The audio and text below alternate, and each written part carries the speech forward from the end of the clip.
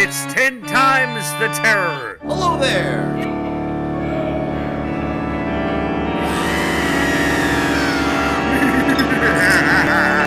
Getting old and senile. Okay, Joyce, in the words of our famous friend, away we go. Welcome again to another show of 10 times the terror. My name is Ralph. And I'm Paul. And I can't tell you how happy and delighted we are to have Joyce Randolph with us from obviously the iconic show, The Honeymooners. And Joyce, welcome to the show. We're delighted that you were so gracious to allow us this time with you. Well, I'm happy to be here. Well, God bless you, Joyce. And here we are in 2021, Joyce, 70 years since you took that role of Trixie. And people are still talking of you and the show as one of the most beloved TV shows of all time. So let me start with this, because I've told a lot of people about the show. And, you know, Joyce, I find people have strong feelings of this show. I find that people either love this show or they hate it, depending on how they view the way Ralph treated Alice. And I get this all the time. They say, oh, I don't like that show, or I love it, because they say, you know, Alice, you know, my gosh, she was so brutalized and terrorized by this bullying chauvinist guy. And other people say, no.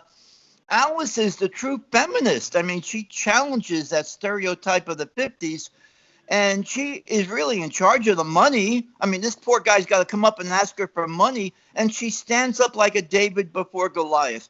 How do you see Alice Cramden? Oh, just like you're saying, she was wonderful. She stood up to him, up against him all the time, and she won out. She was a marvelous woman, wasn't she? Yes. What are some of your memories of her, if you would share, Joyce? Memories of the show? Well, it was wonderful of Alice, of her, Audrey Meadows yourself. I mean, you worked closely with her. What are some of your fond memories of her? Well, there aren't so many, because Jackie wouldn't rehearse. We rehearsed so little, we didn't get to know people. We never went to lunch with them or anything. Yeah. So I knew Audrey a little, and she was very sweet, and she was a great actress. When I think of your character, I was thinking a lot of this. And when I think of your character as Trixie, I would imagine in some ways you had the hardest part of everybody, because the show is so dominated by these three eccentric, powerful people. And it's clearly defined. Norton plays the comic, Ralph plays the tragic, Alice plays, her role. But Trixie, she's Norton's wife. And somehow, and you did it very well, you have to make Trixie into a real person. And I just wondered, when you looked at the role, I wondered if you asked yourself, well, what am I supposed to do here? Well, I did ask myself, and there was really no direction. They didn't tell me what to do or what not to do. So I just sort of played myself, and everybody thought that was fine. A lot of people don't realize that when we're talking about the Honeymooners, we're talking about a lot more than just the syndicated 39 episodes of the mid-50s, because you could comment on this, Joyce, that it was a segment of the Jackie Gleason show prior to that. And yes. I know that they've unearthed now a number of these, they're like videotapes, and it was even went even back before, I think before you and Audrey Meadows were on the show, but it was a segment on the larger Jackie Gleason show. Isn't that correct? Yes, that's correct. So, yeah, there's a lot more to it than just those 39 episodes that become certainly classics. What was it like working with Jackie Gleason? Well, it was a little bit difficult because he didn't like to rehearse, so we didn't see much of him, 1 or 2 rehearsals, and there we were live, 8 o'clock at night, putting this show on in front of a live audience. Yeah, we forget that television in that era was mostly live. Yeah, we were always live. He didn't want to work on film. We were always live. They somehow nowadays can turn that into something else, but these were live shows. So what are some of your fondest memories of the show? Oh, And it's a tribute. I tried to mention that still to this day, local Channel 11 in New York City every New Year's Eve shows 12 hours of the Honeymooners. yes, it's wonderful. And I even get fan mail sometimes from overseas. I don't know how in Europe and Asia, I don't know how they're seeing it, but they're seeing it too. And some people write to me, and I have to answer them. Well, that's great. Do you have a favorite memory about the show? Oh, I don't know. Just that we did it, and everybody was friendly and nice, and people loved it, and I got checks in the mail. So it was all very nice. Yeah. Hopefully you got residuals for all the many times all the extra showings. No, I didn't. I did not have a right? great contract, so I didn't get much in the way of residuals. Okay. Audrey was the one who benefited there. All of her brothers were lawyers, and they got in there and fought for her, and she got money forever. Oh, good for her. Yeah. So, what was the most? So the show was done live. Yes. And if you didn't rehearse, you're doing improv, right? I mean, how is this work? We rehearsed a little bit, of course, but it was just a little bit, and so once in a while you did have to improvise. Yeah, I mean, you never know that from watching the show. It's seamless. Well, Audrey was very good at that. She was very smart and quick, and Jackie relied on her.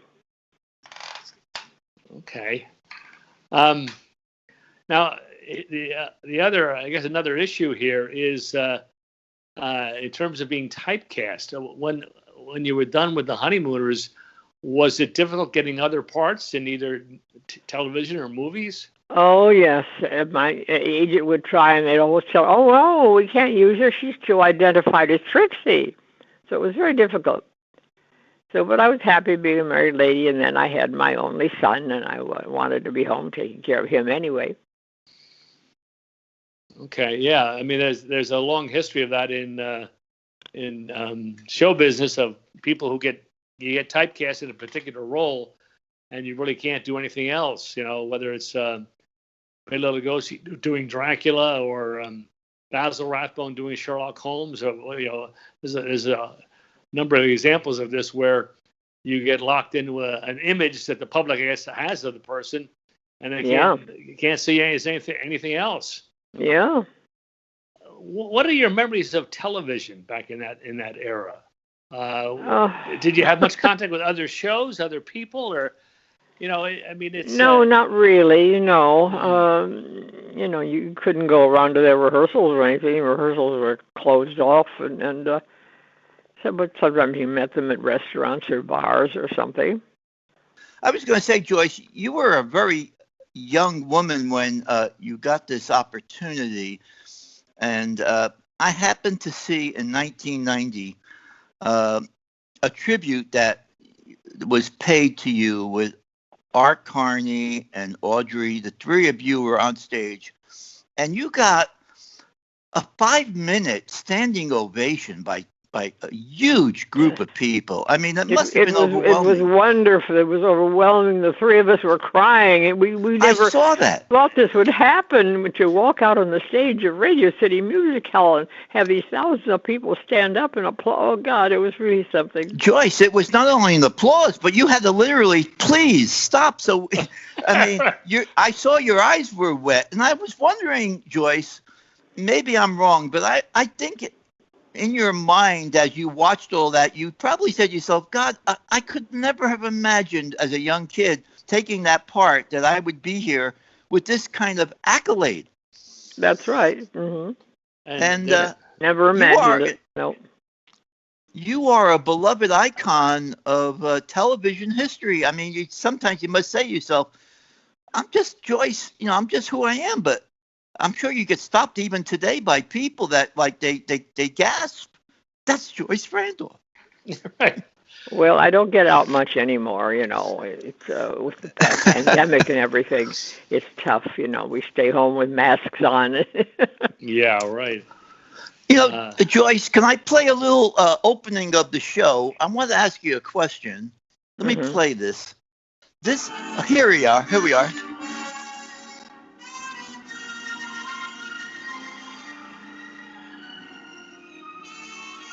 Now, I remember as a kid, you know, when we watch the shows now, Paul and I, it starts out differently. It says, you know, The Honeymooners starring, but I remember that music.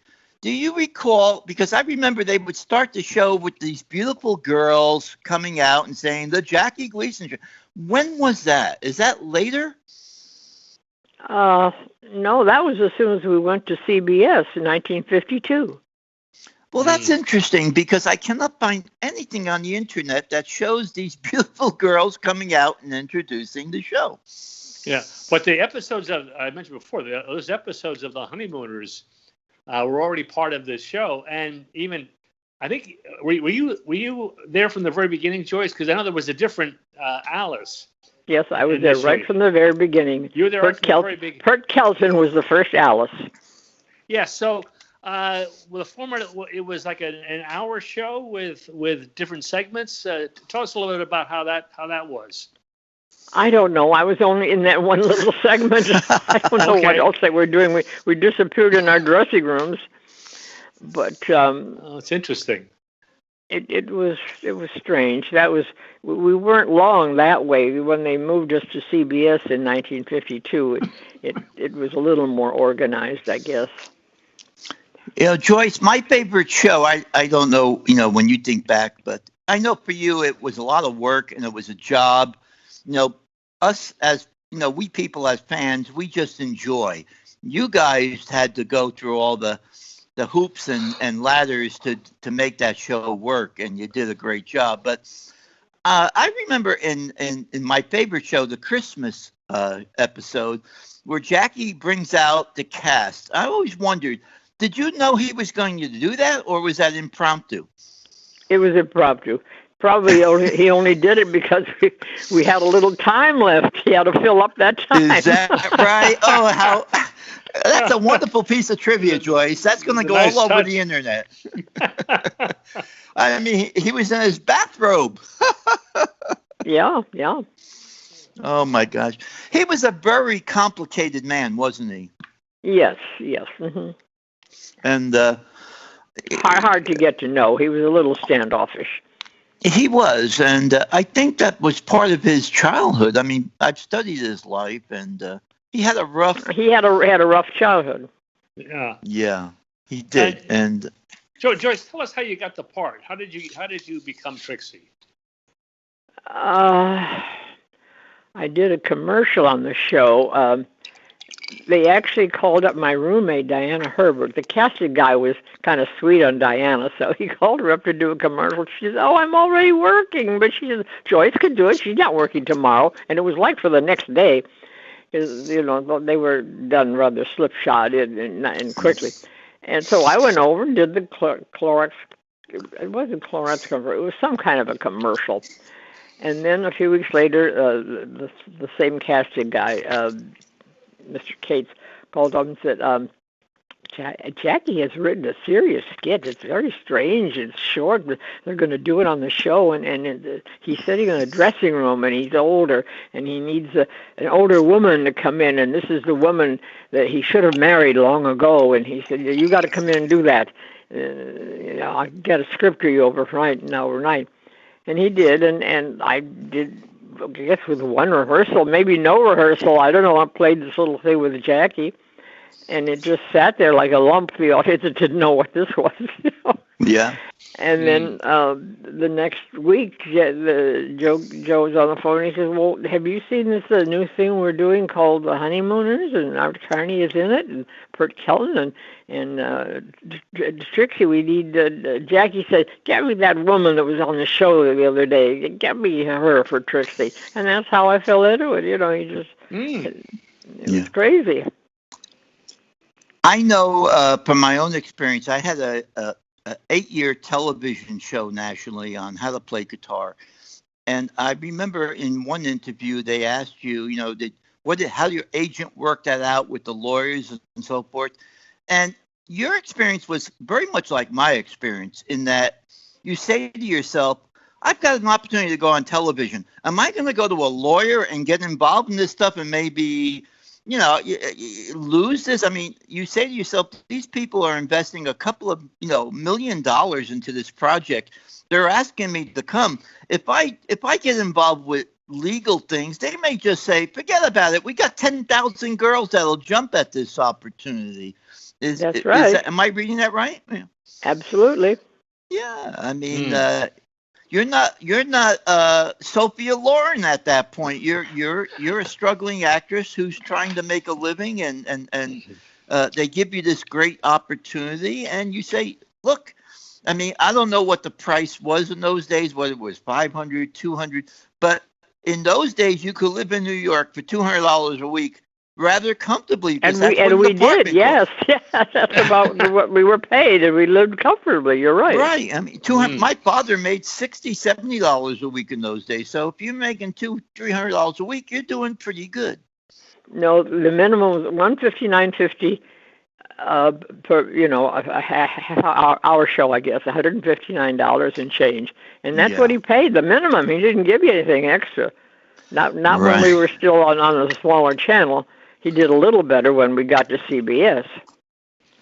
Joyce, tell me about your mom and dad. Were they alive at that time, and how did they feel about their daughter being on national television? They were happy about it, happy, yes. Oh, my gosh. That must have been a life changer for you. Well, one of the things that I appreciated so much in the show you brought to it is that Trixie is in effect a peacemaker with all of these other exploding personalities all around you, and you kind of calm things down and give a sense of normalcy to chaos. And I think that's how comedy has to work. There's got to be different levels. There's got to be the straight person, the comic, and so forth. Mm-hmm. And did you think about that consciously, that you were in effect the calming trend in the midst of all of this upheaval? No, I just accepted my script the day before the show. You only got it a day or two before the show, and I just played it. I didn't think too much about it. And one scene I remember, which is actually my favorite episode, is the one with Ralph's mother-in-law coming in, and he goes off on the whole thing about, you're a blabbermouth, Yeah. And it's this thing where Ed has him do a recording with an apology. At first time it doesn't work because he falls back into the stuff, and then he does it a second time. Well, so there's these are these old vinyl records. And at one point, Ed says, he's got to send the apology record to Alice. She's left and going back with her mother. And he just says, he said, Trixie, would you give me that record? It's over there. And of course, everybody in it watching is primed for the fact that it's going to be the wrong record. It's going to be. And the way you played that, I think, to perfection.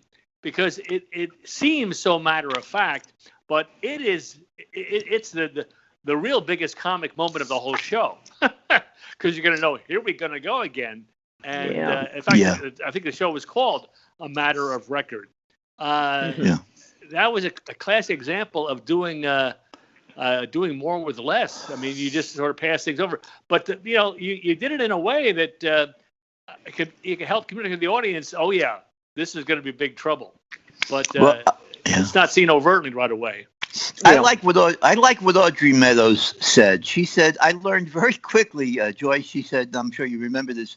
She said, "I learned very quickly. I can't move around because Jackie is so big. The set is so small. He's all over the place that I just have to stay right there." But she said, "You know what? I use that to stand my ground against him." Yeah. And these fans like myself and Paul, these crazy fans of yours, we remember every line because, we've seen these shows over and over.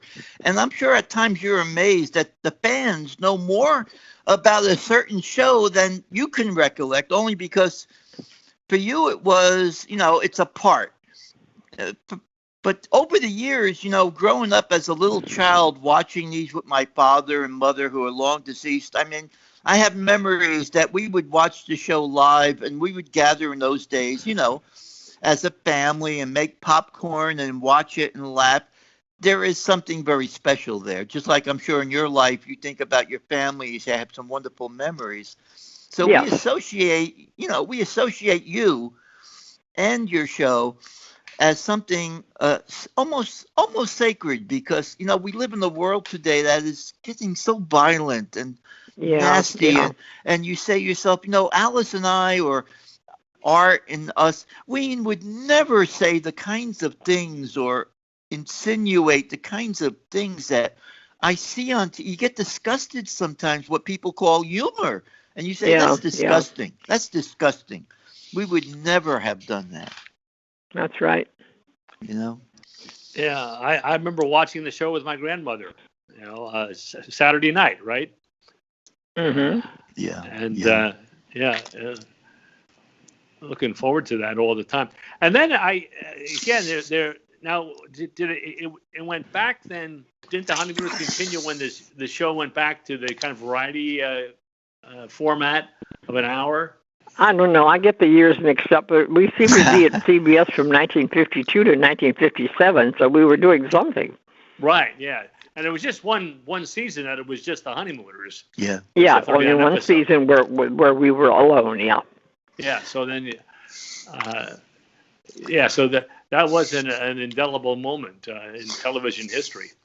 So Joyce, if you had the ability, Joyce, to change your career, is there anything you would, looking back and where you are today, is there something that you say to yourself, I would have done this differently? Not really. No, it's what it is, and it's okay.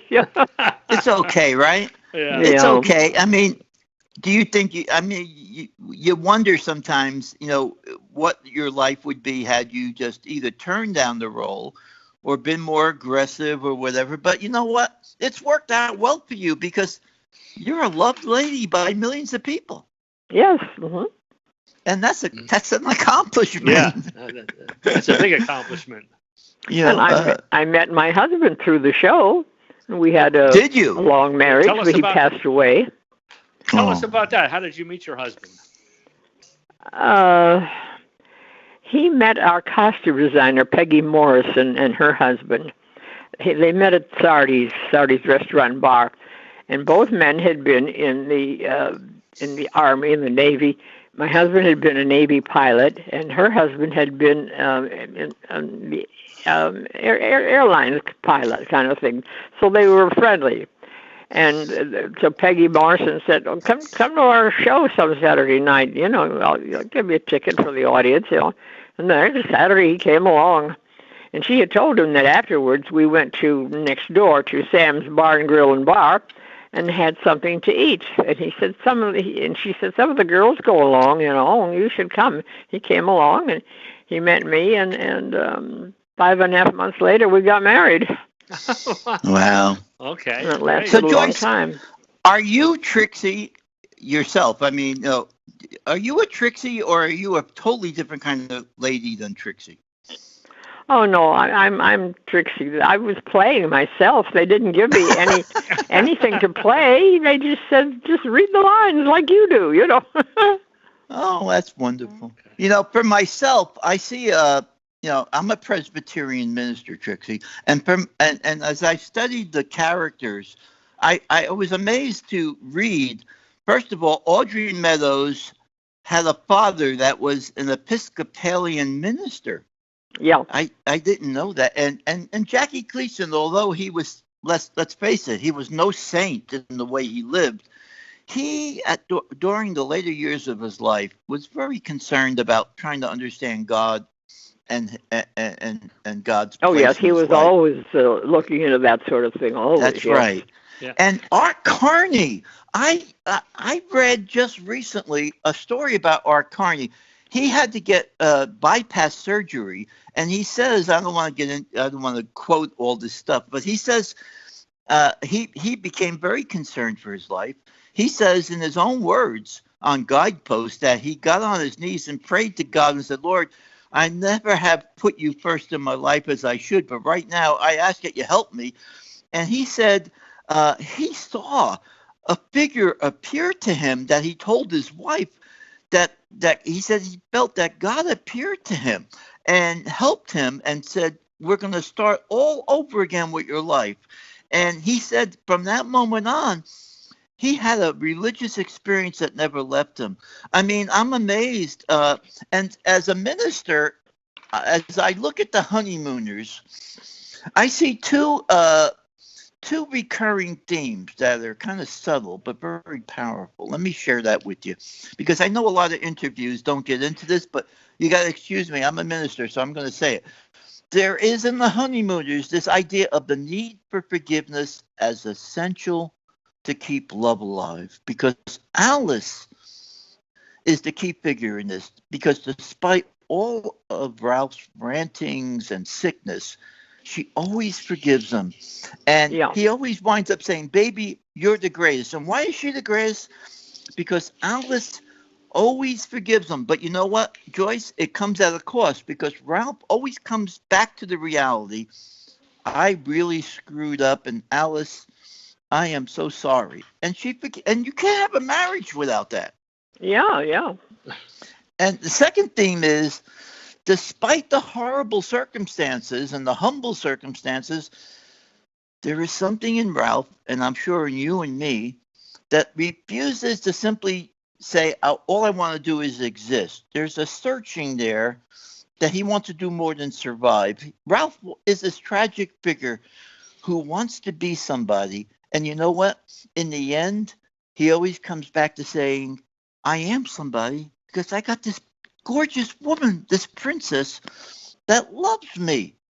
Yeah.